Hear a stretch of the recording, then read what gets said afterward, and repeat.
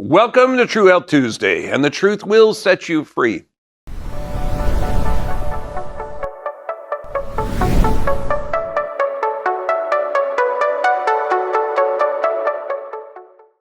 The truth is variable.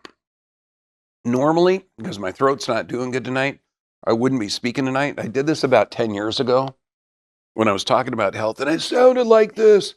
And my son was saying, Dad, you can't talk like that. Okay, well, this one's important. The censored portion is going to be on the Dr. B VIP.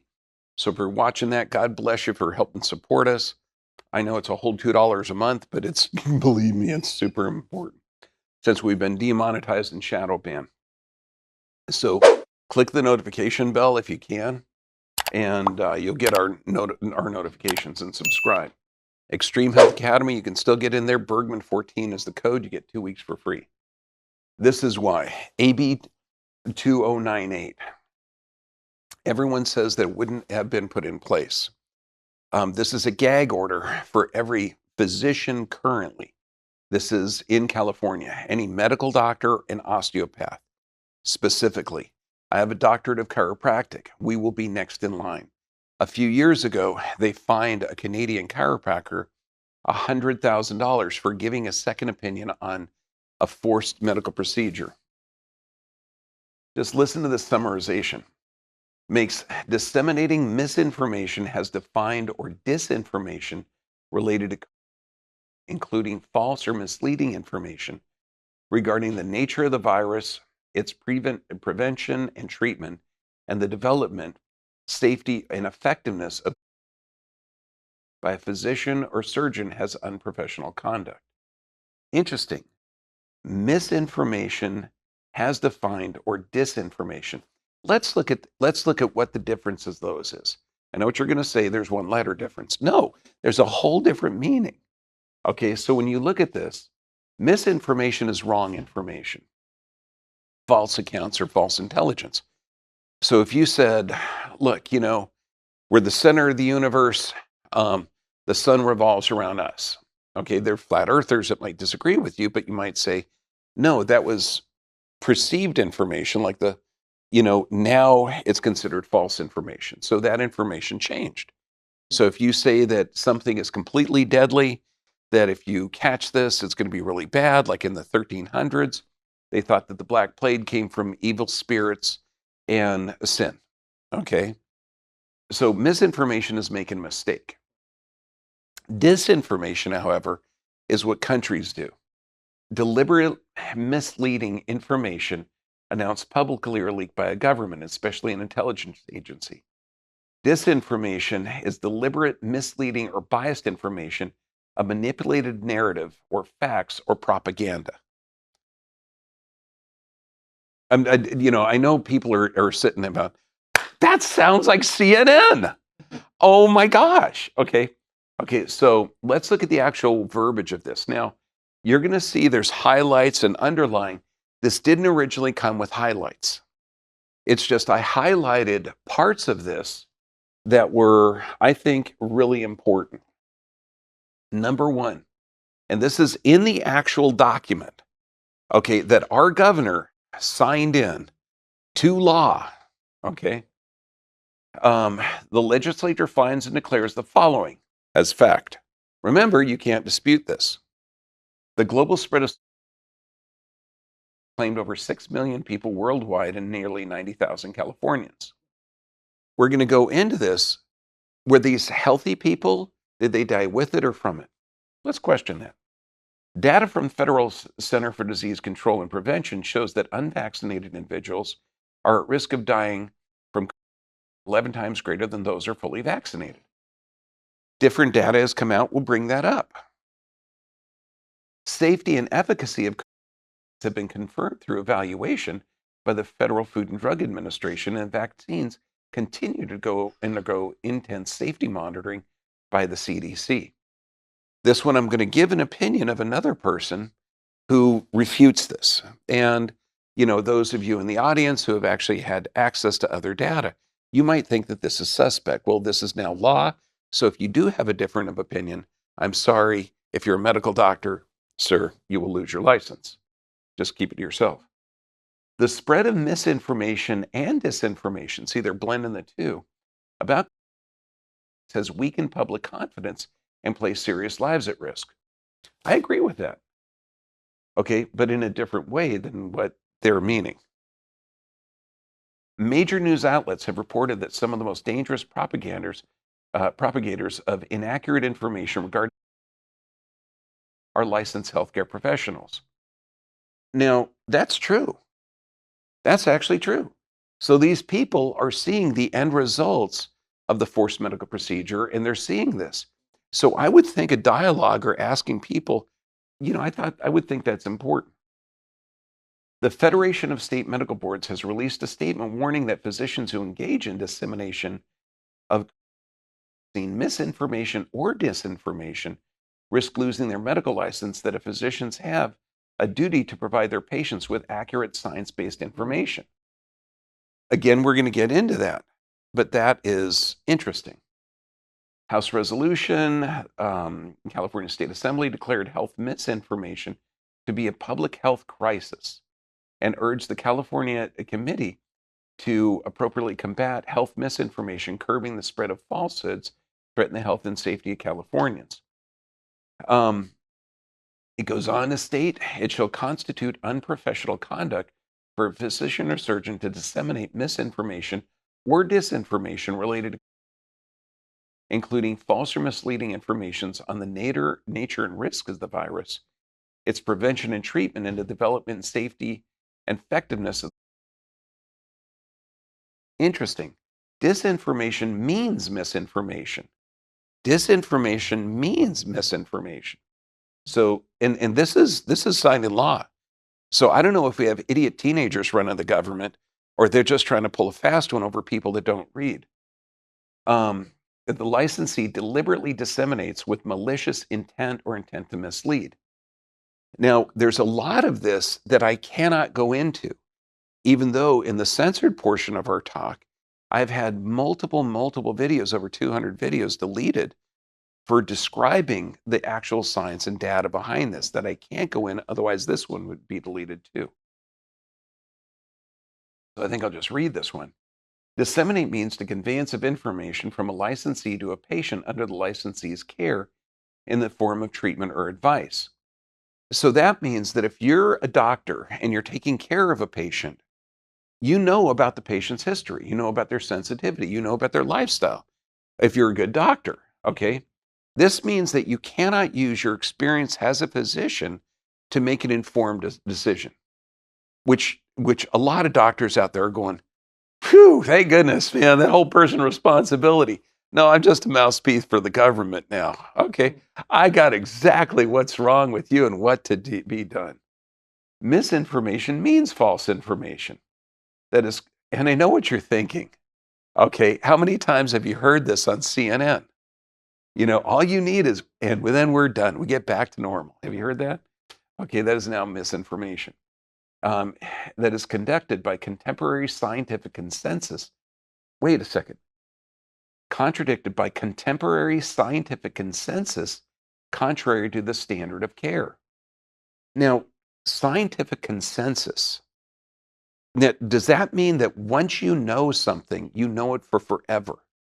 So this means that giving mercury for syphilis is still a good idea, or did that go out back in the 1900s? Does that mean that a good bleeding, okay, to get the bad blood out, is still standards of care, even though there was a scientific consensus? Okay, so brownstone.org. Now, this doctor is friggin' brilliant. Okay, medical ethics, and I really encourage you to go to brownstone.org to listen to his speech. This is dangerous information. Normally I would put this on the Dr. BVIP censored portion, but I think it's important that you listen to what this person has to say. And this was the statement he made before the Senate committee in California to stop this progression of this bill. Science evolves constantly. The text of AB 2098 makes statements about that are already outdated. The death counts cited are overestimated by failing to distinguish dying from Two, the efficacy of the vaccines has declined with time and new variants. So the vaccine efficacy statistics cited in the law is no longer true of the vaccine against. Three, the new safety issue has come to light with emerging research. The Freedom of Information Act released Pfizer's clinical data. These documents revealed concerning safety issues in the first 3 months of the vaccine rollout. Last week, a study in the New England Journal of Medicine showed a negative efficacy against the Omicron infection. A peer-reviewed study 2 weeks ago also found a reduced sperm count in men after vaccine. These findings were unavailable when the law was drafted. Anybody got a problem with that? No, it means that it's always changing. This guy, I encourage you to look up Dr. Pierre Corey. And again, these guys are real doctors working with real patients, and they're pro medicine. Okay, these are not outliers. Some people are probably aware California's legislature passed an obscenity bill titled AB 2098, and revoking the license of any physician who expresses an opinion contradicted by contemporary scientific consensus to the standard of care. I'm not even sure what that means, but holy cow, they just literally started to outlaw opinions. I'm not sure what just genius came up with this bill to pretend that there's a scientific consensus on a novel disease with a novel gene therapy is absurd. That is not how science works. Medicine is or was constantly trying to increase its knowledge base throughout history. In fact, one of the core responsibilities of a physician is not to care for their patients as their primary consideration, is not to just care for a patient as their primary consideration, but also to add to knowledge to the discipline and teach it to others. The Hippocratic Oath, written around the 4th century BC, neither will I administer a poison to anyone when asked to do so, nor will I suggest a course. Whoa, Hippocrates was warning us 24 centuries ago about the situation we're being asked to administer poisons. Wow. Okay, just for scientific consensus, let's look at just blood pressure. Okay, 1994, it was 120/80. 2004, it was 115/75. Why? Different data, different people deciding, different information. 2014, it was 150/90 if you're over 60, 140/90 if you're under. Now, is there consensus? No. In 2017 or 2014, the American Heart Association and American critical here. Let's go. They say high blood pressure should be treated with lifestyle changes and medication as needed, beginning at 130/80 rather than the previously common accepted 140/90. The new threshold will lead to 46% of the U.S. adult population has hypertension. The previous threshold, only 32% had hypertension. Current evidence doesn't support an absolute threshold for initiating treatment, whether 130/80 or 140/90. So are you clear? What's your blood pressure supposed to be? A scientific consensus? No. Let's just look at blood pressure. University of Alabama said that for every one blood pressure drug you take, your risk of stroke increases about 30%. And why? Because everybody's blood pressure is different. And look at our blood pressure videos. I mean, if you slept poorly, your blood pressure is going to be here. If you're hydrated well, your blood pressure is here. If you're dehydrated, it's going to be here. If you're in a stressed state, like I am, it's going to be here. Okay, if you're reading this stuff and you're pissed off, okay? If you're relaxed and your puppy is on your lap, you're going to be here. Okay, so it goes up and down. The scientists found out risk of stroke increased a third for each blood pressure medication. 3 or more blood pressure medications increase your blood pressure or increase your risk of stroke 248 times that. 248% higher risk. You're in as much trouble by the time you're on 3 medications that achieve excellent control as you are when you have hypertension that's untreated. Because think of this, your blood pressure changes. If you take a chemical to lower this, your arteries are going to constrict, like putting your thumb over a hose to elevate it. Okay, this means if your blood's not healthy, you can have problems. Let's look at heart disease. Is this a problem? Yeah, the third of the world dies from this. Now, We've just gone through 2.5, almost 3 years now to flatten the curve. Okay, now we don't have a ticker tape running on the bottom of the TV set here to say, look, 1 in 3 people are going to die of heart disease. 1 in 3 people, stop eating toxic foods, stop not exercising. We're not seeing those things. We're not saying, look, if you're taking 3 blood pressure medications, you're having an increased risk of stroke. Okay, so now heart disease, 800,000 people in the US will die from this. Okay, every year, 2,200 people die every day. Do you see the ticker tape down here?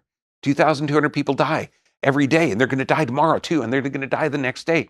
So, stop eating fast food. Wait, no, you're right. Fast food is a good advertising on TV. So does that mean is TV designed to disseminate information to inform you? No, TV is a sales vehicle. They pay they advertise shows so that they get paid that you watch them. This is why you're talking 70 to 80% of the television is advertising medications. Sponsored to you by Pfizer. Okay, so just look at this. You're looking at direct and indirect costs, $316 billion. And again, this is every year. How do you make money off of this? Wait, I'm sorry. What's the therapy? There's only one. See, if we're wiping out all the physicians' input, then there's got to be scientific consensus on this. We already know there's not a scientific consensus on blood pressure. Okay, there's not a scientific consensus on any of this stuff. Lipitor, $5.2 billion. And these are old numbers. Okay, it's more now. Prilosec, which I know Prilosec is a bummer because it decreases stomach acid, which makes you feel better so you can eat toxic food. But it also increases your risk of heart damage because it stops you from absorbing minerals. And Zocor, another cholesterol drug, $3.6 billion. Now, the FDA approves a pill. Now, this is interesting. So we have the government putting a gag order on physicians to not let the doctor be a doctor, to not give individual therapy. Now, we already know that there's certain medical procedures that you could lose your job, you could lose your licenses, you can't talk about those medical procedures. This is kind of brilliant because back in, I think it was 2015, I was saying, look, there's going to be forced certain medical procedures for adults. And you know what the adults were saying? Oh, they'll never shoot me. They'll have to take it from my gun, you know what I mean? Okay, and then what happened to them? Oh, you mean I can't go to the movies? I can't go to the business? I can't, oh, no, go ahead. Go ahead, experimental? Okay. Well, now they have pill trackers. Okay, and this is an old thing. I think this is back from 2017. But they have an injectable tester. And they ostensibly did this for people that don't have good memories, like anxiety people, Alzheimer's, things like that. So when you take a pill, it sends a signal to your arm, and the arm sends a signal to the pharmacist. Oh, good, Bob took his pill. Excellent job. How soon will it be if I was to say that you're going to be prescribed certain pills given to you on scientific consensus that you will be monitored to make sure that you've taken that pill? I know, conspiracy theorist. I know. Oh, God, no, that'll never happen. Okay. Who gets these cholesterol drugs? Well, 25 years ago, anybody middle-aged or over with smoke or other risk factors, smoking, overweight, it was 240. That changed after the 1984 conference down to 200. That changed recently down to 180. Any scientific consensus? I know. You're thinking that it might just be a marketing ploy. Okay, now who gets this? If you had a heart attack and current edicts, not scientific evidence, stipulate cholesterol lowering or testing for and treatment in young adults, even children. It makes you kind of wonder, how good are these cholesterol drugs? Well, we can look at expert review clinical pharmacology. Turns out that statin drugs, which is cholesterol lowering drug, may be causative in coronary artery calcification. That's hardening of the arteries. This and it depletes the body of coenzyme Q. What's interesting is the first cholesterol-lowering drugs they found out did decrease the coenzyme Q, which weakened the heart muscle and caused some damage. So they actually added the coenzyme Q in the trials, but they found out it was too expensive to produce it that way, so they took the coenzyme Q out. Now, statins inhibit the synthesis of vitamin K2, the cofactor maintenance for the GLA protein activation, which in turn protects the arteries from calcification. Gee, that's a bummer. So you're taking a drug to lower cholesterol, but it increases hardening of the arteries. Oh, and it also causes heart failure. Thus, the epidemic of heart failure and atherosclerosis that plagues the modern world may be paradoxically be aggravated by the pervasive use of statin drugs. We propose that current statin treatment guidelines be critically evaluated. So what do they do there? Have you ever heard of a drug being approved by the FDA, going through all of the Food and Drug Administration, testing? Oh, wait, I forgot, you're right. The FDA doesn't test anything. No, you're right. The pharmaceutical industry that builds the chemical, they test the chemical, and then they give the data to the FDA, and they review it.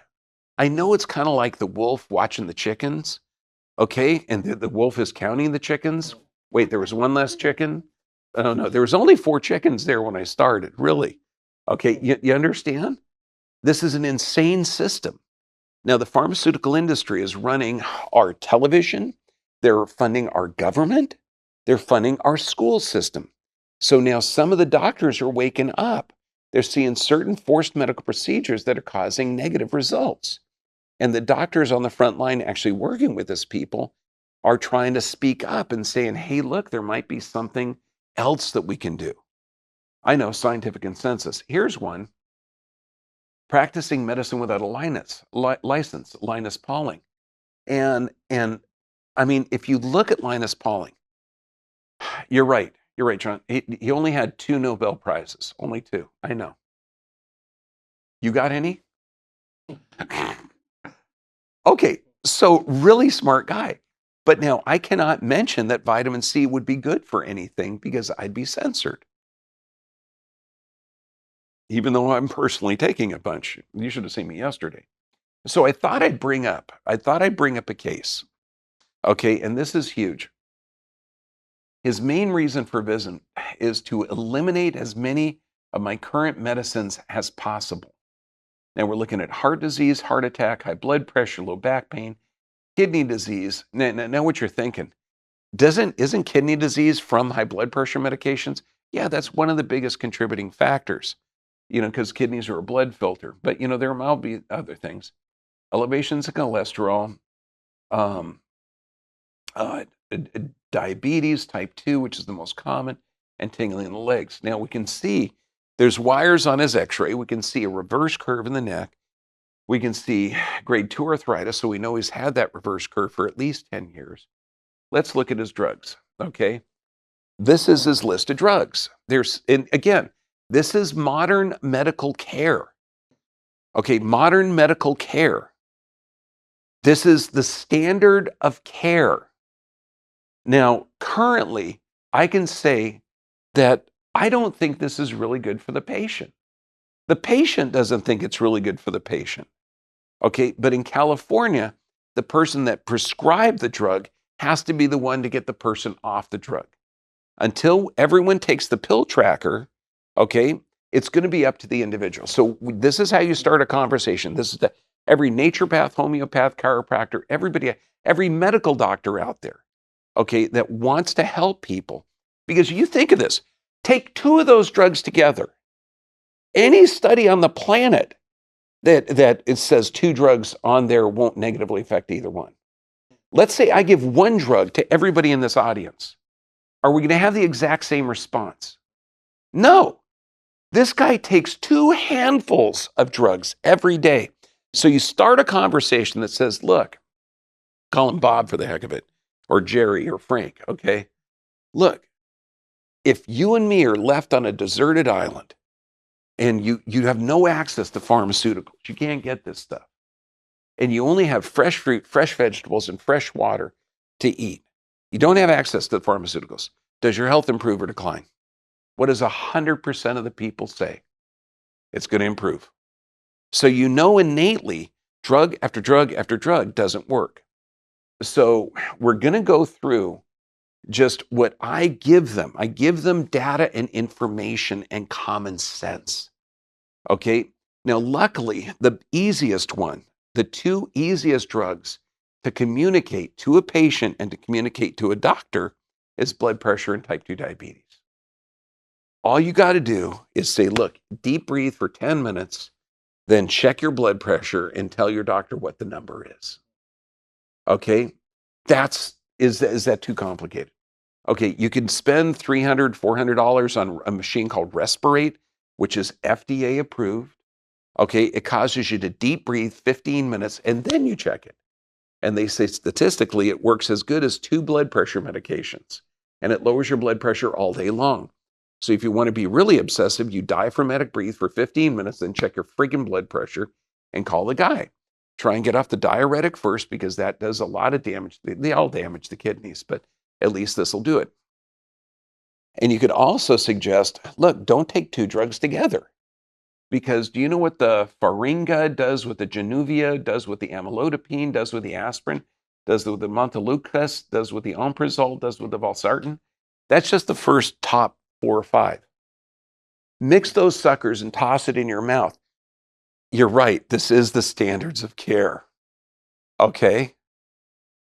Do you see the insanity behind this? And now they're taking away the ability of a physician to say, I don't think this is good for you. Okay. So now let's just go into this just a little bit. So, and that's why you check your blood pressure, you go to the doctor and you say, look, these are my blood pressure. If you can, try and separate the drugs, because this is what mom would tell you. You know, honey, we don't know what these 2 drugs do together. Although she would say, dear, we don't know what these 16 drugs taken at one time do together. Okay. You could also say, look, take one of every pill you're taking. And this is what I'll do, because when I'll say, take one of every pill, grind it up in a powder, bring it to the police station and say, my doctor, somebody tried to slip this to me. Can you do a toxicology analysis on it? Are they trying to kill me or heal me? You know what people will say? Half the time they'll say, oh, I'm not going to do that. Come on. They're going to say it's poison. Poison. The other half say, well, I don't know. I'm not a doctor. I don't know what they're going to say.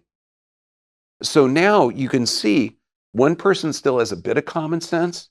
The other one has abdicated so much authority over his health that he can't even see the psychosis behind his actions. So, Januvia, and I encourage you to go to rxlist.com.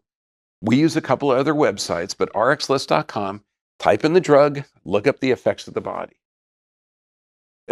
You're right, it is called side effects. Okay, but they are the effects of the body. It may have, or the effects of the chemical. It may have a side effect of lowering blood sugar. There's a medication to diet and exercise, with diet and exercise, I'm sure they're saying, to improve blood sugar with type 2 diabetes. Now, what it can produce has one of the effects, severe autoimmune itching, blisters, and breaking of the outer layer of the skin, severe and ongoing pain in your joints, little or no urination. That's kind of scary because you have a blood filter called a kidney. And if you can't urinate, you can't detox. And that makes sense because you're going to detox through the skin. I don't know why I'm saying that, because this is to lower blood sugar. Symptoms of heart failure and shortness of breath, low blood sugar, headaches, runny nose, and sore throat. Let's look at one of the blood pressure drugs he's taken. I know we just saw that blood risk of stroke increases every 30% every time you take one. But this drug does lower blood pressures in some people, but it can also cause pounding heart rate, worsening chest pain, swelling of the feet or ankles, severe drowsiness, lightheaded feeling you might pass out. Now, why would that be? And think of this, and this is how I talk to patients. Okay, lightheadedness. If you have less oxygen going to your brain, now your brain burns 90% of the body's oxygen. So if you're taking a drug to lower the pressure, does this help oxygen to the brain or slow it down? Again, okay, you're going to probably say slow it down. And that's about the comments at around 80-85% of the people I talk to. And do you know what 15% will say? Well, I don't know. I'm not a doctor. Okay, you're taking a drug that slows the heart down. Do you think that helps oxygen in the brain or slows it down? Oh, doc, okay, it slows it down. Okay, dizziness, tired feeling, stomach pain, nausea. Okay, let's look at aspirin. Now, we've talked about aspirin, brilliant study. If 100,000 people save it, 33 lives will be saved from heart attack. I think 117 will die of gastrointestinal bleeding and 17 will die of stroke. But let's just look at this. Now, the aspirin is for thinning blood. Now, what kind of thing will thin blood? Oh, water. That's great. That's 70% of your body. So water would be good. And there's actually no negative effects if you're drinking an appropriate amount. But this, ringing in the ears, confusion, hallucinations, rapid breathing, seizures, nausea, stomach pain, bloody stools, coughing up blood, fever lasting 3 days, swelling, pain, upset stomach, heartburn, drowsiness. Wait, I forgot. What were we taking it for? Oh, to thin blood. Okay, Montelukast, used to prevent exercise-induced bronchoconstriction.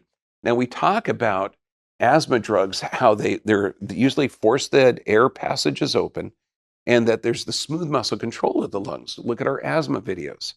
Asthma is not from a lack of medications.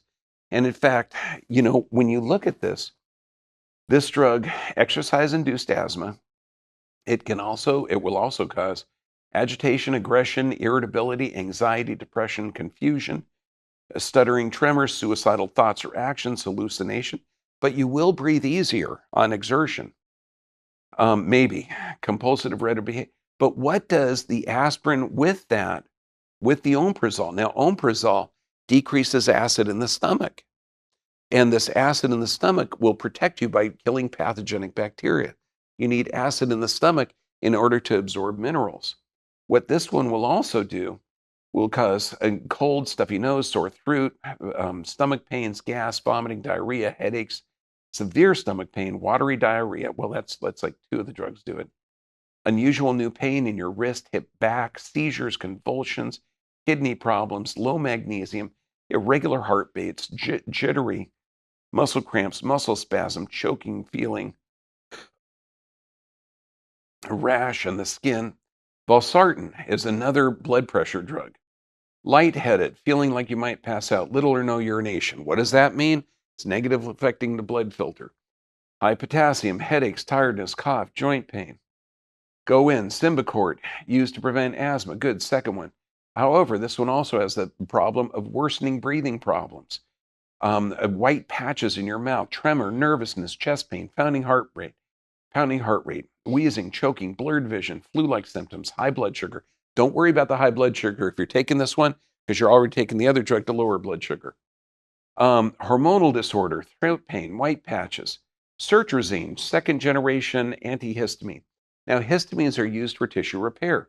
This one will also cause dizziness, drowsiness, dry mouth, nasal, nausea, constipation, headache, fast pounding heart rate, uneven, weakness, tremors, severe tiredness. Metropol, this is the third blood pressure drug. I lost count. Okay. Very slow heartbeats, lightheadedness.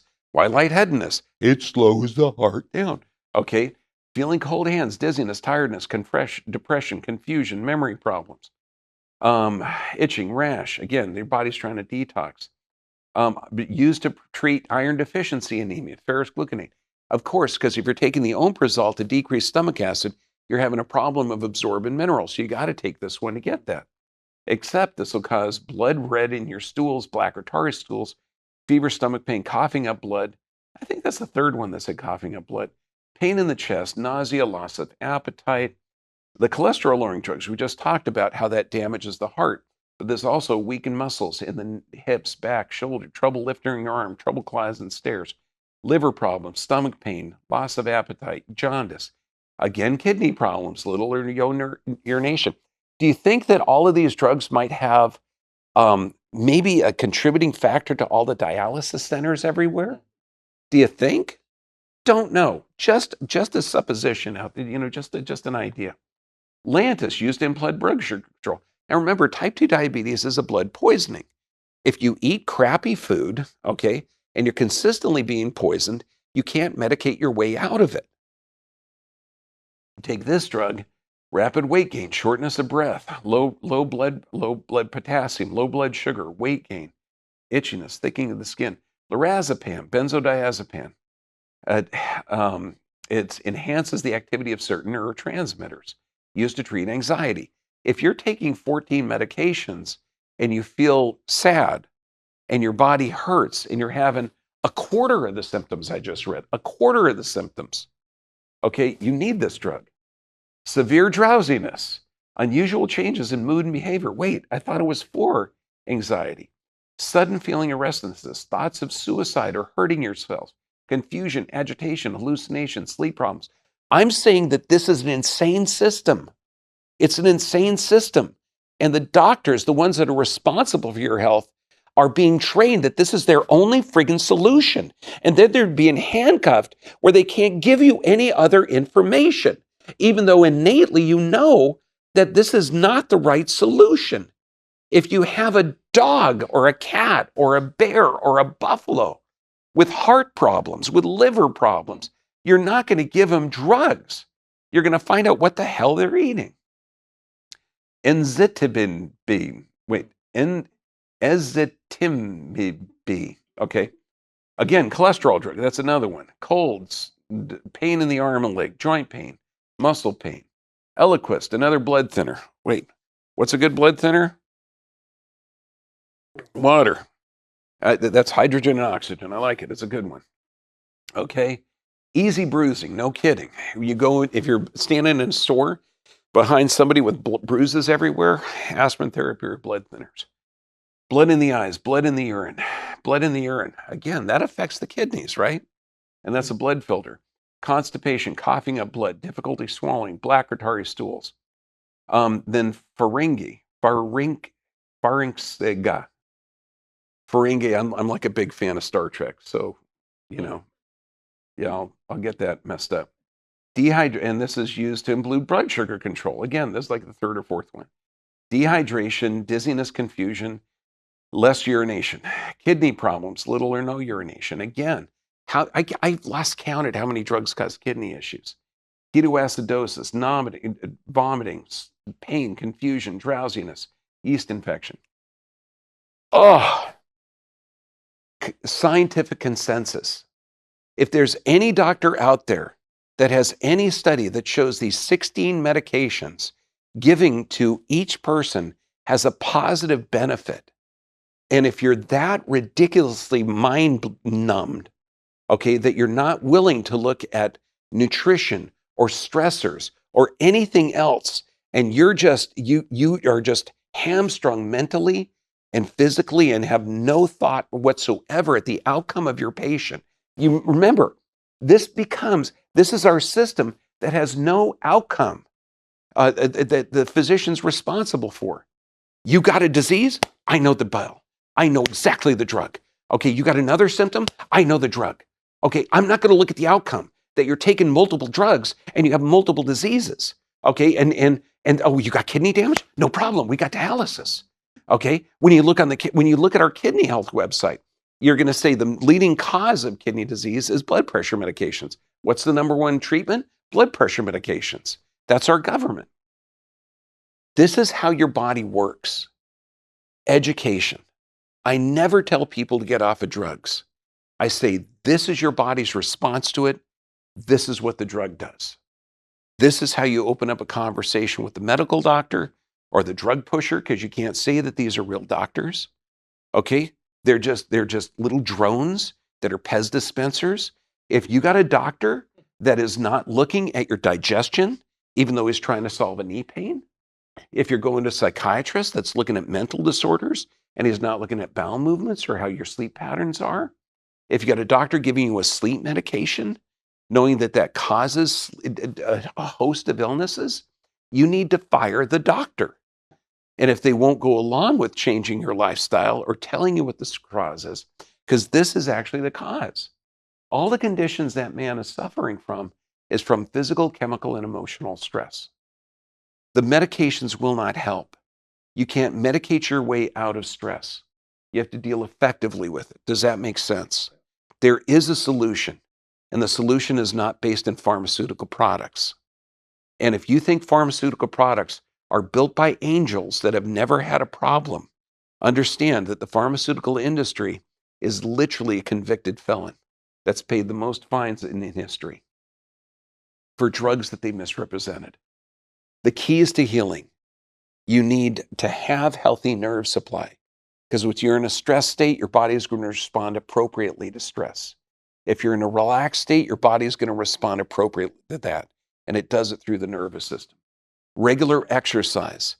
When you see a pill, this worked in conjunction with diet and exercise. Okay? Diet and exercise work. There's an Ayurvedic saying that says, when diet is poor, medicine is of no use. When diet is good, medicine is of no need. So when you eat, your body becomes that food. Just think of your great grandma, okay? I know she lived to over 90, but you remember how obsessive she was if you ever met her? She ate nothing but organic, nothing but whole food, nothing but seasonal. I know, that's all there was back 100 years ago. Okay? Sufficient rest. That means you got to cut off the EMF, you got to shut down everything, you got to look at sleep as restorative and prayer and meditation. Now, if this makes it through the sensors, thank you, God, thank you, God, thank you, God. Okay, I'm reading nothing but the stuff that you can get on the internet. I'm trying to not add a whole bunch of comments. I'm reading right off of the laws that our government passed. I remember we used to put our hand over our chest and say the Pledge of Allegiance. I did that this weekend with the Knights, the chiropractic Knights of the Round Table. I love America and how it was founded. I love the Constitution, which limits the government. And I think we need to take it back. Okay. Now we're going to go into a scary area where you can't do it. So if you're on YouTube and Facebook, God bless you. Keep up with the fight. Try and spread this as fast as you can, because God knows how long it's going to be up. Okay. And if I'm wiped out of YouTube and Facebook, find us on the Dr. B VIP. Look up Del Bigtree, the High Wire. Get this information out there. We're also going to be posting it on Rumble and BitChute, but those are tentative at best.